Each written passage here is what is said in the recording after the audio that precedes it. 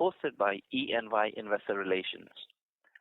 As a reminder, all participant lines will remain in the listen-only mode, and there will be an opportunity for you to ask questions after the presentation concludes.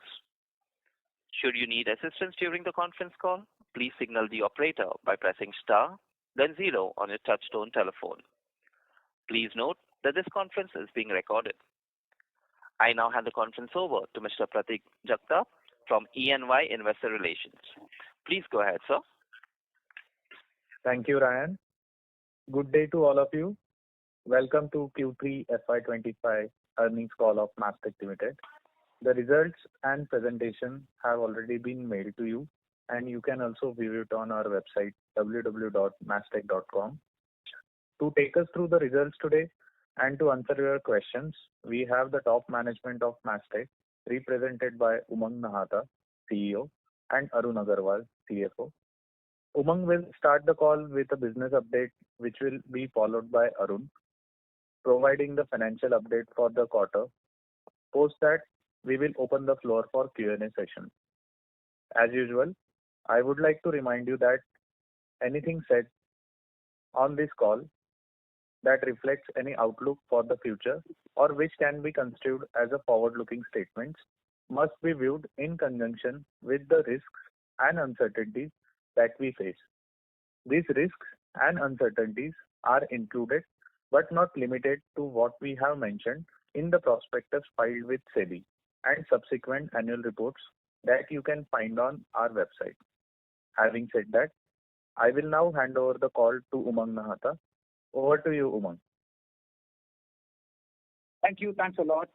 Welcome everyone to the quarter 3 results of Mastek Limited. Good afternoon. For this quarter, we delivered revenue performance of 103 million, which reports 9.4% year-over-year growth in US dollar terms. As you know, this Q3 is a furlough quarter. Given our nature of business, furlough is a pretty strong impacting area for us. And in spite of the furlough, a strong, more than expected furlough, we've been able to hold our revenue at a steady, flat rate. On the order book front, we had a very healthy quarter, and our order book or our 12-month order backlog now stands at $250 million. I'm also very glad and pleased to report to all of you or share with all of you that we very recently, this week itself, won another very large deal in one of our secured government services. It's a $40 million plus deal that actually moves our 12-month backlog or grows it by another 8 or 9% as we move forward. Continuing with our UK business, our UK business overall is really firing all cylinders and all guns. Our secured government services, as I had mentioned earlier, continues to do well. We not only are securing renewals of a big block of the business that we continue to hold, but also continue to win new departments and new programs. So we won another significant work with another significant new department earlier this quarter, which should expand our overall footprint with the secured government services. Our healthcare business in UK, as we had mentioned in the last quarter, is seeing a strong revival and continues to have strong tailwind and is really going very well. The new government continues to invest in healthcare, and we are seeing a lot of direct investment driven towards us, and that continues to drive strong momentum in this quarter, and we have a positive outlook going forward also. Our private sector business in UK and Europe, which has been an area that we've been trying to really build and grow over last few quarters, is now really turning a corner. We've had good growth in our private sector business in this quarter. We actually won 2 of our largest deals in private sector in this quarter, one in UK, one in Europe, and one across Oracle and the other across digital services. So the private sector business, which is the third leg of our UK business, is now really starting to build up, and we actually are looking forward to a positive outlook going forward too. Overall, our outlook for our UK business continues to be very positive, and we are looking forward to really strong, business going forward as we move into Q4 and the next year. On North America, we had a steady quarter. As you would all remember, we had an extremely high growth quarter last in Q2, around 18% plus growth quarter, and now we are backing that up with a steady growth quarter in this year, which is around the 1.5% growth. So the overall growth story continues to be steady as we expect it to be, and we are really trying to put it up, consolidate it well as we build it together. While the healthcare business in North America continues to do really well, we had another steady growth quarter, both in terms of new customer acquisitions as well as expansion in our existing customer businesses that we have in healthcare in North America. Our overall outlook for North America, as we consolidate the capabilities that we have acquired over the last few quarters and really build our synergies together, is we will have steady growth in North America for the coming few quarters, and we really will start realizing our expected full potential growth starting H1 of next year. As far as our focus on priority of business is concerned, Mastek is taking a full steering control on its AI priorities, and we are really driving an AI-first approach in the organization across all of our businesses and services. As I had mentioned earlier, we're taking a three-pillar approach to our AI strategy. The first pillar, really driving innovation and automation internal to Mastek across all of our service lines. The second pillar is creating an AI engineering practice, which will be launching in January. And the third pillar is launching a small language development or SLM practice, which will also be launching in January. The AI developments are also supporting all of our existing capabilities phenomenally. So in December, we launched Adopt.ai, which is one of the most advanced Oracle Cloud implementation methodologies, which will help our customers across all phases of the implementations, from testing to development to configuration and documentation. And we really hope to, expand our market within the Oracle implementation services using Adopt.ai. On the Salesforce front, we are now a qualified Agentforce partner. It's a product that Salesforce launched earlier in the year, and we are one of their early Agentforce partners that we have been qualified as. And not only have we become a qualified partner, we are also running Agentforce use cases with quite a few of our existing customers, and we are really looking forward to delivering those and then using those reference cases as built up for growing our Salesforce and Agentforce business as we go forward. We also saw good development of AI in our data business. We recently launched our AI asset or AI-led data modernization tool called Lightbeam, and I'm very happy to share that we won our first deal on Lightbeam in this quarter, and Lightbeam continues to spearhead our AI growth, not just in North America, but taking it globally, from providing services and solutions.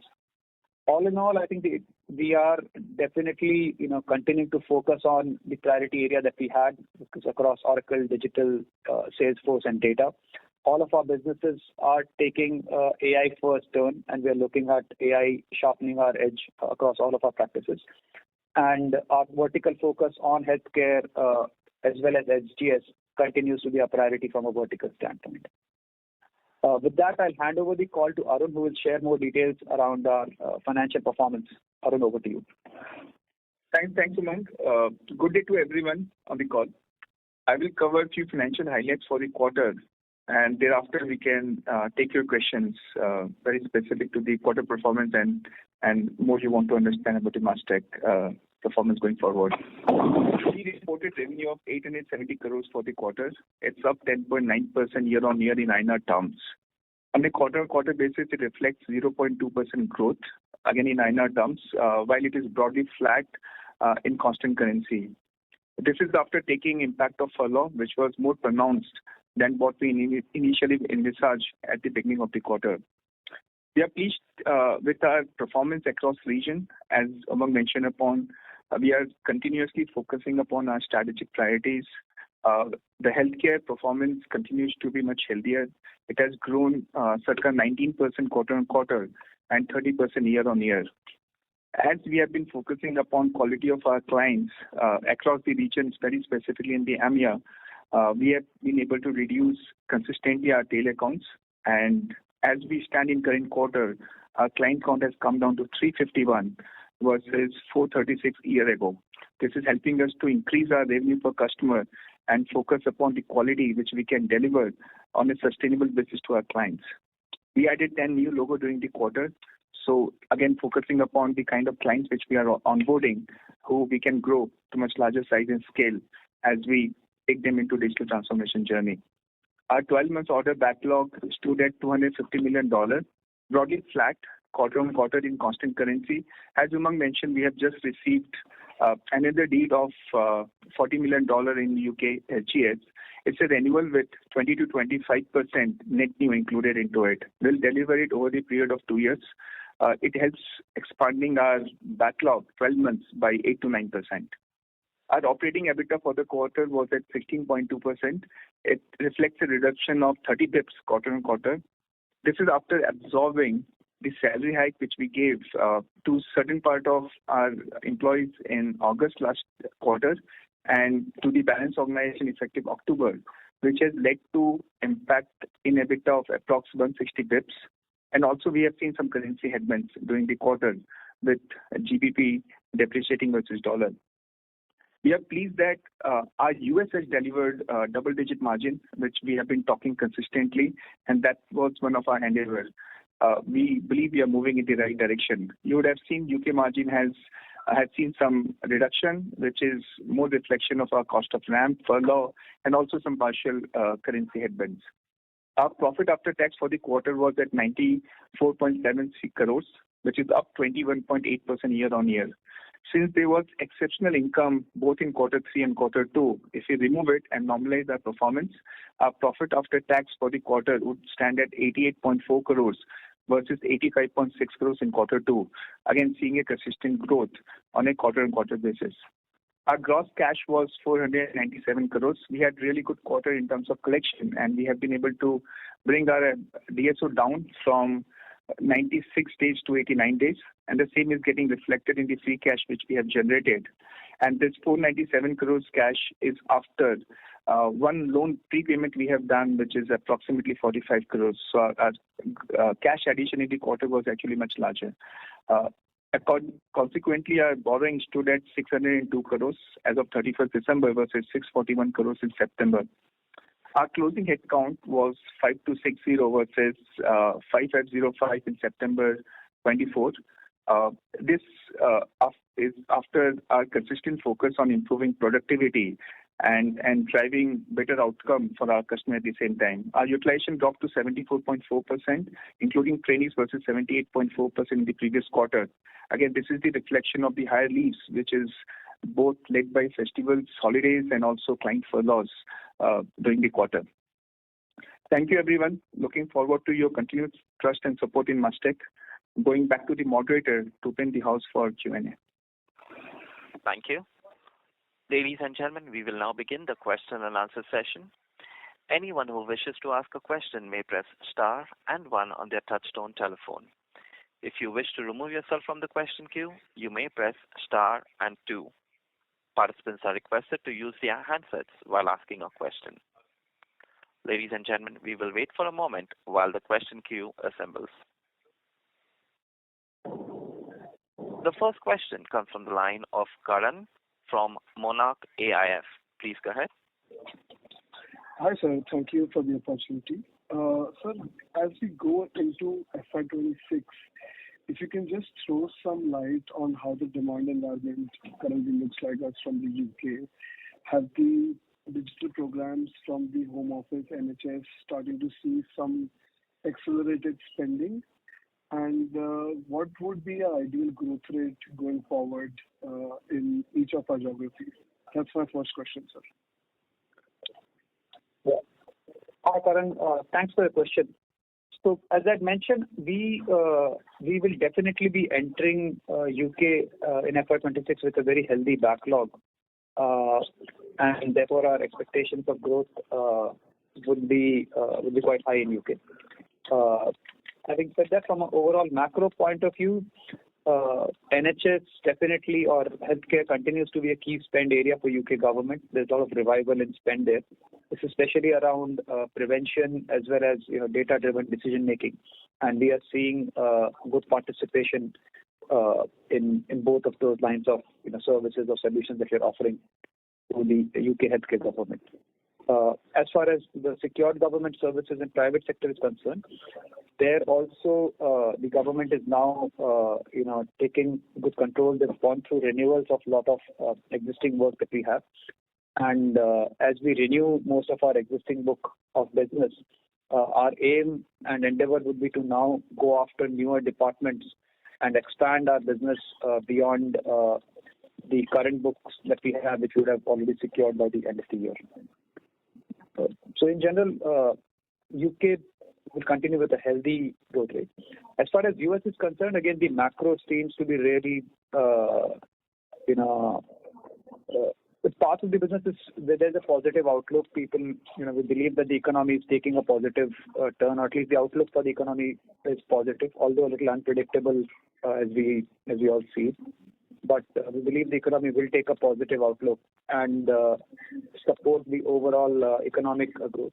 From a Mastek standpoint, like I mentioned earlier, we are consolidating all the capabilities that we have had in our US business. As we consolidate, our growth rates will fluctuate a little high and low over the next 2-3 quarters. And our vision is by the time we get into H2 of next year is where we will start really delivering a steady and full potential growth that we hope in the US. Thanks, sir. So just on our EMEA part, we see that this quarter our margin declined quite a lot. So if you can just throw some light on why did exactly this happen. And sir, on the US bit, how do we see margins inching up from here on out? We see that 13% EBIT margins. Do we see there is some more room for improvement? And if yes, what would be the key drivers for that? Hi, thanks for the question. In the EMEA, as I mentioned, we are consistently focusing upon taking the tail accounts off. Obviously, that's a process in which, we have to ensure some margin. We have to sacrifice it sometimes to make those, project go live much sooner than it was expected.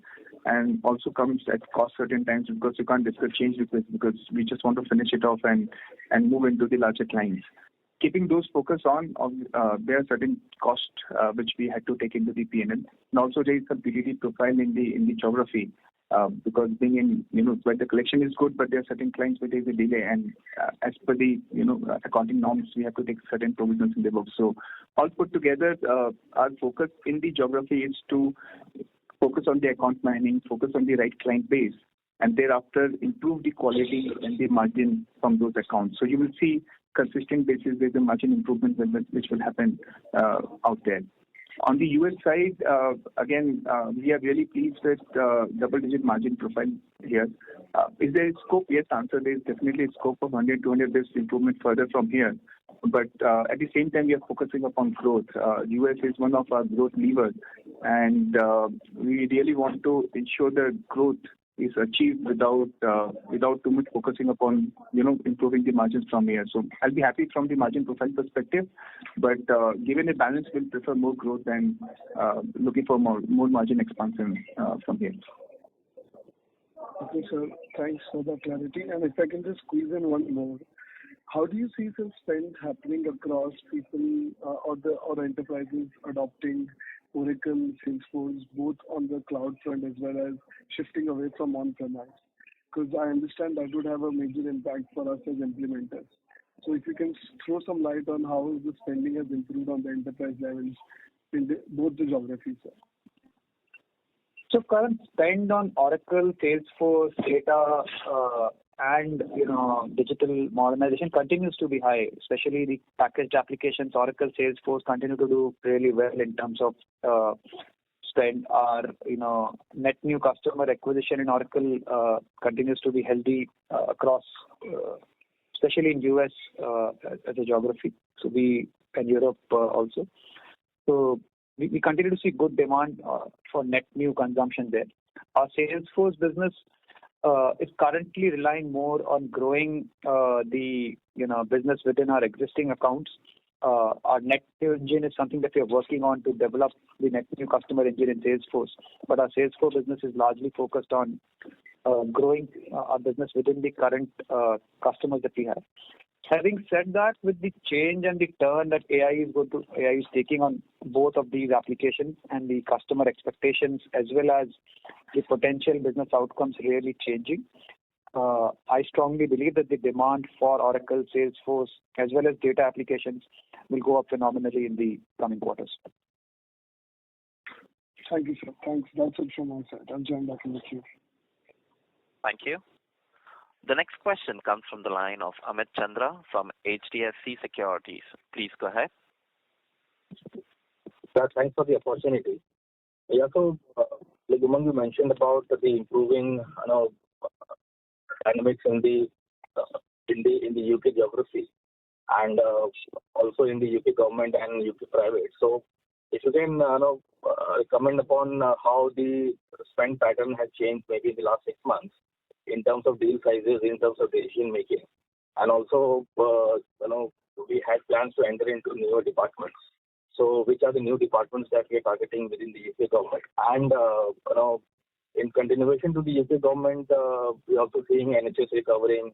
We have the deal on the like defense side. So if you can elaborate on these specifics, what's going to drive the growth maybe for the next year from the UK government. And then you also mentioned that we have won the second largest deal in the UK like private sector. So some more clarity or some more color on that. What was that related to, and how the pipeline is looking there? Sure, Amit. So as I said, our outlook in UK is definitely very positive. And on the secured government side, while we continue to, from a spend point of view, the government is clearly looking at driving budget efficiencies as well as trying to, choose their partners who could deliver long-term success for them. There's also a clear mandate of driving or enhanced drive of digital as well as AI transformation in government and health. So, and applying this to our business, for us, we have been able to, secure a large portion of our, current book of business, and we continue to, really look forward to secure all of it by the end of this fiscal. That's what we had really aimed for. And then we are really looking to go after, securing new departments. We've secured one very decent size new department in this quarter, $10 million plus dollar deal in this quarter in a new department, opening up one new account. And we will continue to focus on opening more doors and more accounts, which could be both new departments as well as new programs in the existing departments that we work for. The healthcare business, like I had mentioned earlier, is largely focused on driving, efficiencies in the UK healthcare, which is, with more preventions as well as driving more data-driven decision making. And we are seeing a lot of data business coming our way, which is, primarily in the healthcare sector, but also in the financial services sector, with Bank of England and a few other customers really continuing to do quite well. So that's the scene on healthcare. On the private sector side, we want two good new deals, and one of them is a renewal of our business for next 3 years with an upside to it, and the second is a larger phase 2 global rollout, followed by the phase 1 work that we have done for our customer. Both these deals in their respective areas are amongst the largest deals that we would have won in private sector. We continue to see a very healthy momentum, so our pipeline in all the three sectors also looks very healthy, and we are looking forward to a positive order book in Q4 and going forward. Okay. And on the UK side, do we have any scope in terms of margin expansion, maybe some offshoring that we can do in terms of the UK government contracts for which we have been working for the last many years? And also, how do we see the subcon spanning out? So is there a possibility of margin expansion in the UK government? And secondly, on the then we'll move to the US after this. So as far as the margin expansion in UK is concerned, so there are two parts to the story. First of all, like I said, some of these extremely large deals are coming at a cost of margin, especially as the government renews larger contracts. So, for example, the recent contract that I mentioned that we won a couple of days back, it's a 20% expansion in our current book of business. However, there has been pressure in terms of doing it more efficiently. As an organization, we are looking at various means of maintaining our margin profile, which has various initiatives, right from, like you said, offshoring, relooking at our resource pyramid, moving from subcon to, employees and things like that. So our endeavor is to, really hold our UK margin. It's a very healthy margin business, and our endeavor is to hold ourselves, bring ourselves back and hold to that margin levels at which we are. I don't think there's a large possibility of expanding margin from there onwards. We will not be doing justice to our customers if we start charging more than what we are doing in UK. Okay. And on the US geography, obviously, we are seeing things improving, but last time you mentioned about that we are trying to get more managed services deals there, which will improve the visibility in terms of the growth and obviously stable margins. So any progress on that? And also now we have expanded the margins in the US geography. So do we require more investments there, or the investments are largely through, or we can see the growth coming and the margins also at least be in the mid-teens range for the US geography? So Amit, you're very right. Our focus in the US is to, really take our business to steady, repeatable business, which is going to be coming through managed services and T&M business. And as I mentioned earlier, we are really now integrating all of our capabilities across Oracle, Data, Digital, and Salesforce. So we have a full bouquet of services that we can take to our existing customers and start winning more steady, long-term T&M on managed services kinds of business with them. Having said that, really building, managed service or T&M businesses which are of, decent size and magnitude in terms of, book will take us some time. And like I said earlier, we are expecting that, as we get into, closer to H1, next year is when we would have made some significant change in terms of our profile of business from projects to more tending towards managed services or T&M kind of businesses.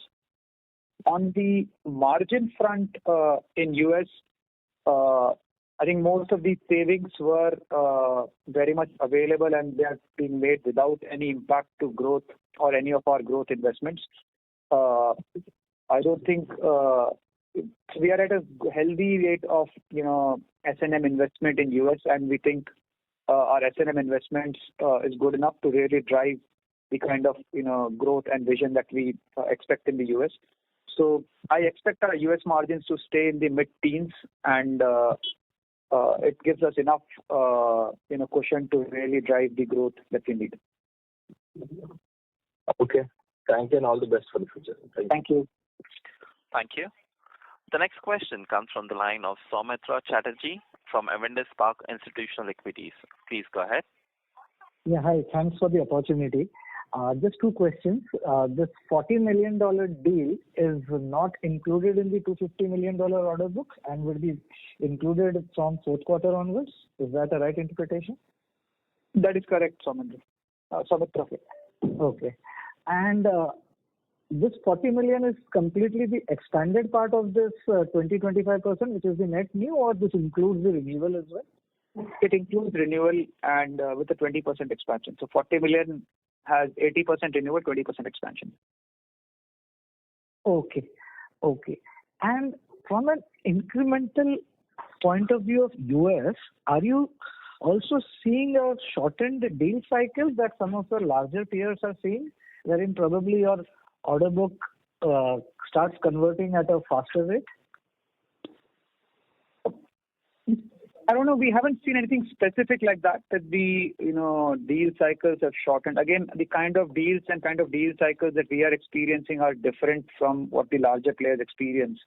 Our deals are still more in the mid-size, more project-based deals right now, and therefore we haven't seen any change in deal cycle for us in the US right now. But with initiatives around AI, initiatives around AI-led efficiency and growth, the amount of activity and discussions that we are having have definitely gone up with our customers. Okay. Okay. And just one last question on the sequential decline in the headcount. I think Arun said it is about increasing productivity. From an annual perspective, if you are requiring lesser number of people to drive revenue growth, does it translate into a pricing pressure typically from clients 6-9 months down the line? Because you are not adding employees, but the revenue you are estimating to grow by a particular number. So the productivity gains, will it be retained by the vendor or it will be passed on? So, Samitra, there are two aspects to the revenue decline. One, definitely there were businesses that we had where we had the revenue per resource was very low, especially in our EMEA kind of business, and those are businesses that we are walking away from now. So we believe our potential of executing higher revenue per resource very much exists, and we have to look at the right orders and right kind of businesses there. So that's one reason for which it's a systematic and intentional reduction of headcount without impacting revenue, because we are looking at businesses that could deliver a higher revenue per resource. The other thing that you would see coming in the future is as we really sharpen our internal AI execution, which is starting from Q4 and onwards in terms of some of the tangible assets that we have developed. We definitely feel the ability for the organization to do more with lesser headcount is growing with every passing day and every passing week. So we haven't really transformed those into tangible numbers yet, but from the outlook that we see, we think there's going to be a pretty decent change in terms of our ability to do more with less headcount. And I think that's what our customers are also expecting us to do. Thanks, Umang. This is useful. Thank you. Thank you. Ladies and gentlemen, we request you to restrict yourself to one question and one follow-up question. The next question comes from the line of Nikhil from Kizuna Wealth. Please go ahead. Yeah, hi. Thank you for giving me the opportunity.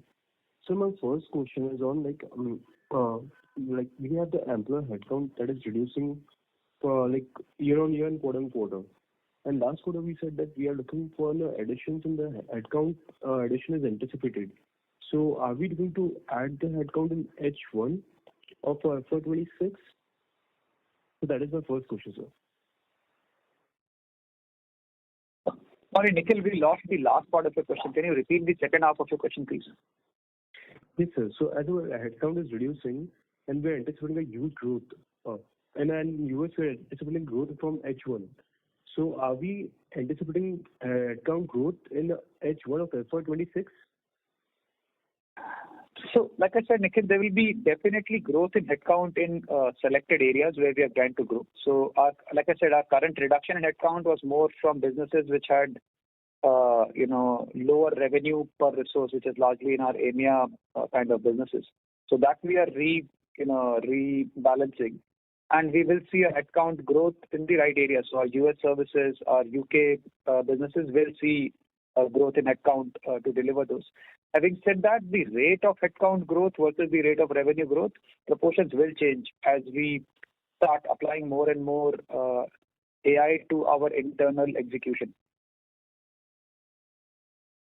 Okay, so we can expect like exponential growth in revenue with comparison to headcount. So that's great to hear, sir.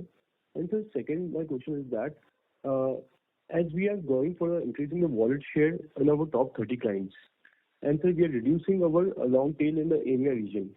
So how much reduction in active clients can we expect?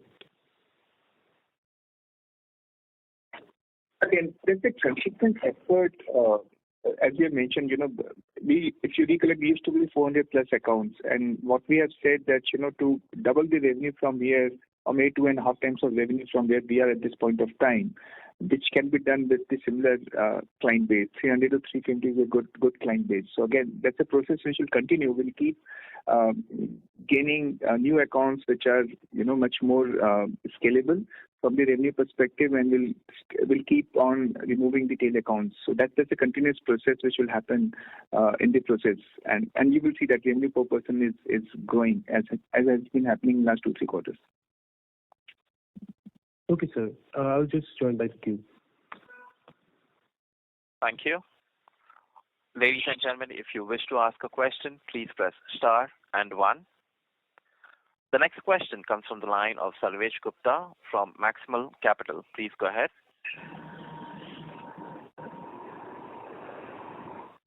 Hi, Umang. Just 2-3 questions. So one is on your other expenses, we have seen a lot of hike.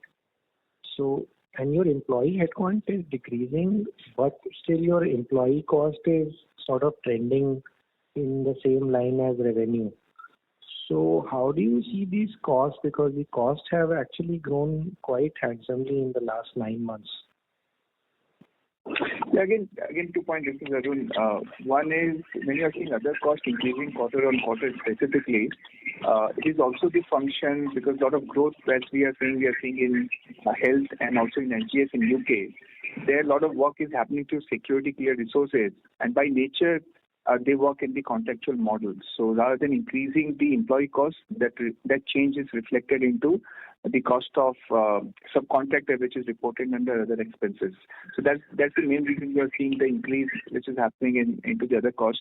And you would have noticed quarter on quarter there is a decrease in the employee cost at the same time. And your observation is right. That's the combination. While on a consistent basis, you will see the employment cost is increasing because one, there's an increment which has happened, right? So if you compare versus 9 months and 6 months, you will see there's increase in the employment cost. But the quarter is more the reflection of increase in subcontractors and not the employee headcount at the same time.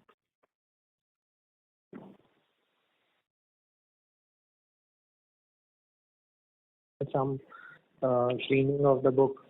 But going forward, are they expected to come back to 10% margins that we have been having? We didn't get maybe. Can you repeat your question? We didn't get it completely. No, EMEA margins are very low at 1% this quarter. So are they expected to revert to their normal mean going forward, 10-11%? Yes, Sarvesh, that's our whole intent, and we are looking at taking EMEA to a double-digit margin performance. But it will take a couple of quarters before which we get there. Okay. And similarly, on the UK EU business, you said that we are expecting to hold on to the margins that we are having. Now these margins have come down. So is this 20-21% the new normal going forward, or you are expecting to go back to at least 24% odd which we had last year? So again, 2 things will happen, Sarvesh, there. In the short term, more 20-21% kind of a margin profile. Obviously, there will be some plus and minus quarters depending upon when you are going to ramp, right? So the kind of deal wins we are seeing in the public sector and the health in the UK, that leads to a lot of onshore hiring. Obviously, in the quarter in which those hirings are happening, the margin profile will be subdued.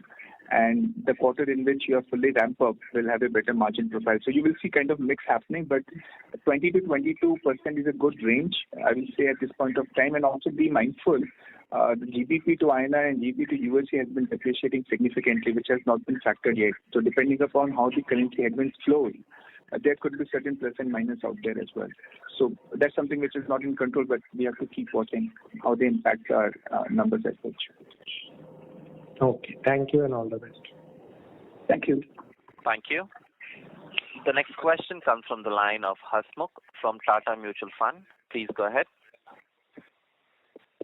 Yeah, hi. Thanks for the opportunity. I have three questions. Firstly, on the order backlog, right? So if I look at your previous 4-5 quarters, your order backlog was growing healthily at 15-20% on a YOY basis. But this time around, it has dipped to almost flattish, though you called out $40 billion deal win, right? But including that as well, the growth may be at 8-9%.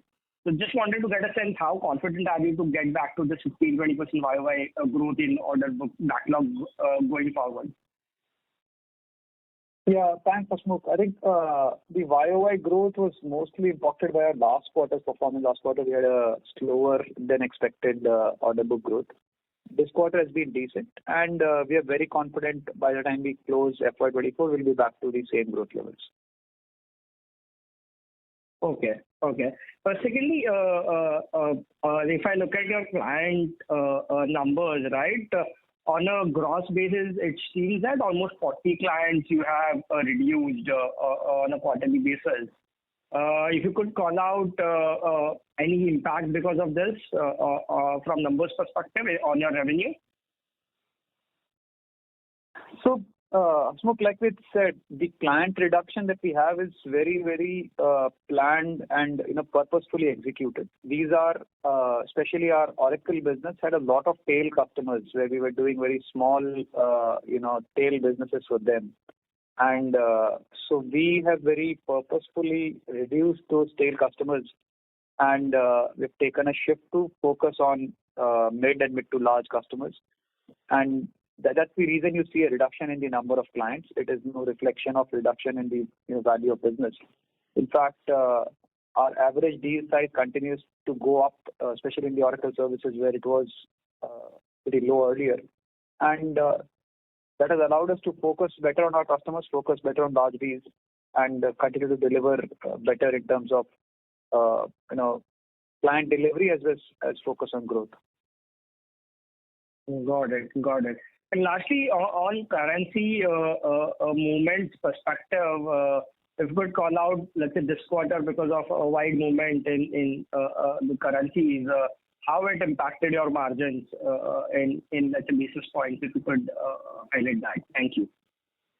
Yeah, in the current quarter, again, the way everyone reports and we report as well, it's a quarterly average from the P&L perspective. So there's a partial impact which has happened in the current quarter. Again, we have to be watchful because at the fag end of the quarter end, you would have seen GBP and USD depreciating much more in a wider way. But again, USD INR and GB INR is improving at the same time. So there's a balance which is happening. So I'll be watchful for quarter 4 to see whether significant impact happens or not. In the current quarter, it would be in the range of 20 to 30 pips impact at the high level, which would have happened into the EBITDA profile. Got it. Thanks a lot. That's it from us. Thank you. The next question comes from the line of Ruchita from iWealth Management. Please go ahead. Hello, sir. Good evening. Sir, my question was on the service line. So what I see is that your data automation AI, it has been flattish or has degrown. Similar with your digital commerce and experience business, not been growing. So what has been the reason for the same? So, Ruchita, as far as the data business is concerned, again, we had a couple of customers, with whom we had some projects business, which as the project business closed, we saw a dip in that kind of volume there. Although our endeavor, spend, etc., on the data continues to be high, and we look forward to a higher growth globally in data as we move forward into the next quarter. Especially the work that we're doing with the financial services and healthcare in UK. A lot of that is, data and AI driven around Databricks, and we're also seeing good traction in EMEA around our data business. And North America continues to be steady, and it's an area of focus. So data, while it has had current blip in terms of our numbers, but the numbers are so small that even a $1 billion change can change the percentage sizably. As far as the commerce business is concerned, that is a very fair observation. It's been on a slow or I would say steady decline for some time over the last 4 to 6 quarters. That's because the commerce business was largely based on Oracle Commerce and Oracle ATG. Both the products have seen defocus from the principal, and therefore, even our focus on our commerce business has been more around staying steady and then gradually trying to divert our commerce business to more digital engineering or Salesforce commerce kind of business, which is much slower as compared to the business that we had earlier. So commerce, while it is there in focus, but it is not a very high focus service line for us. Just to complement, overall service line, you will keep seeing improvement because that's the overall CX portfolio. And we are also combining multiple other capabilities in addition to Salesforce and others. So while that growth is muted because, as Umang mentioned, there is a decline in commerce part, while Salesforce continues to be healthy. So it's a balance which is happening as we keep growing other portfolio within that particular service line. That will be reflected in the numbers as well. Understood. And so, we've been talking about that going ahead, our headcount would be lower basically because of AI and all of that. So would that mean that, it would lead to operating leverage for us, or will we kind of pass it on to our consumers to get more wallet share from them? So in the initial, it's going to be actually a bit of both. There is going to be a portion of the efficiencies that we find will be passed on to our customers, especially in the initial phase as we really want to build the market. But there is going to be certain areas of headcount which will drive efficiencies and margin improvement for us also. So it's going to be a bit of both. What is going to be the share we're yet to see as we really start executing the benefits. We'll see how much can we retain for ourselves and how much do we have to pass on to our customers. And so just one question on the AI service line. How big do we see this segment to be, let's say in the next 2-3 years? Rachita, if you ask me, first of all, it's changing so fast, so it's very hard for anybody to predict. 2 years is too long a time in the AI world. But my feel, we will see, complete 180 degrees shift in the way we do businesses in 2 years. Digital engineering will become more AI engineering. Packaged app development will become more packaged AI use case deployments. Foundation data models that we build for data modernization will become, small language development for AI enablement and things like that. So all the businesses that is, prominent business today, from digital to packaged apps to data, will all see significant impact of AI in them in the coming years. Okay, got it. Thank you. Thank you. The next question comes from the line of Varun Kulkarni from InCred Asset Management. Please go ahead. Hi, good evening, sir. Just one small question. I believe Arun sir has, resigned from the company. Are we in the process of finding a new CFO, or where are we on that particular front? Yeah, so we are in the process of, the CFO search is very actively on, and we have already shortlisted a few candidates. We're going through our motions. But having said that, all senior positions, there's a notice period, that has to happen. So we might see a interim couple of months where we will run with our current the team that is without or under Arun. We have appointed an advisor who would help us during that period. but our search and shortlisting of the candidate is very active, and hopefully we would have finalized the candidate before the end of this month. Okay. And one last question, sir, if I may. What is the growth rate that you're anticipating in the UK and US regions for, say, FY26, at least for the top line? Yeah, we're looking for a healthy growth rate. As you know, Varun, we don't share any forward-looking, growth markers, but yeah, it's a healthy growth rate that we're looking at, healthier than what we've had in the previous quarters or years. Okay. All right. Yeah. Thank you. That's it from my side. Thank you. The next question comes from the line of Harsh Chaurasia from Vallum Capital. Please go ahead.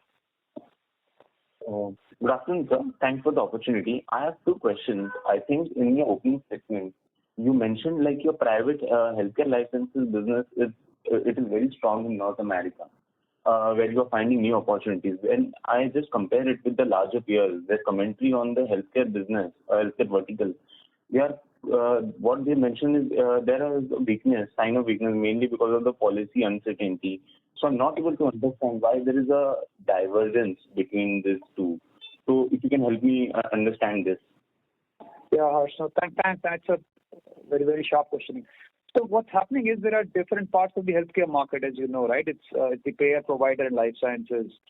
A large portion of our healthcare portfolio right now comes from the provider space. The provider space is where I think the business is still doing well, and especially what services we offer is back office, which is driving efficiencies in their business. So any solutions that drive efficiencies is welcome in the back office space in the provider segment. As far as the payer segment is concerned, is where even we are facing some challenges with a few of our customers. That's where that's a segment which is going through certain challenges and budget cuts, especially discretionary spend is being put to challenge in the payer space. So depending upon how you look at your overall healthcare portfolio, you would see positive or negative or neutral impact. But yeah, in the payer segment, yes, there's a bit of challenge in the payers. But luckily in the providers, we are on the providing solutions and offerings that drive efficiencies, and which is what they're looking forward to right now. Understood. And second question, sir, is basically wanted to know basically the nature of the business of your customers in the manufacturing vertical. Like, are we focused on energy and utilities, or we are more on industrial? Like, where are we majorly focused? It's largely industrial manufacturing. Industrial manufacturing. And just one last question. That we actually also have some utility customers, but those are more like ports and things like those, or water supply, those kinds of customers also. But in the manufacturing, it is largely industrial manufacturing. So when we see the manufacturing vertical, like what are the pockets of spending which you are getting, like the new opportunities that are coming in this manufacturing vertical? So currently the manufacturing vertical is largely led by our Oracle services, where we're seeing that's the spearhead. So most of our relationships start with opening the account using Oracle services, where we would offer them, migration to cloud and from there. But once we've opened a customer using Oracle, then we're seeing, actually potential across CX and across data and across digital, all the three areas. And now, as we move forward, a lot of healthy discussions are also happening around AI, and especially, in the space of, hardware, software, integrated AI is where we're also seeing. So our NVIDIA partnership is now starting to play in the manufacturing space as we do, hardware integrated AI POCs for them. Got it. Understood. Thank you very much, sir. Thank you. As there are no further questions, I now hand the conference over to the management for their closing comments. Yeah. Thank you, everyone, for all your very insightful questions. And again, like I said, we had a quarter where we've really still continue to deliver steady performance, and we look forward to healthy backlog improvement, as well as continue to work on growing our top line and margin performance over the coming quarters. So thank you once again to all the analysts for their insightful questions and guidance. Thank you. Thank you. Thank you. On behalf of Mastek Limited, that concludes this conference. Thank you for joining us, and you may now disconnect your lines.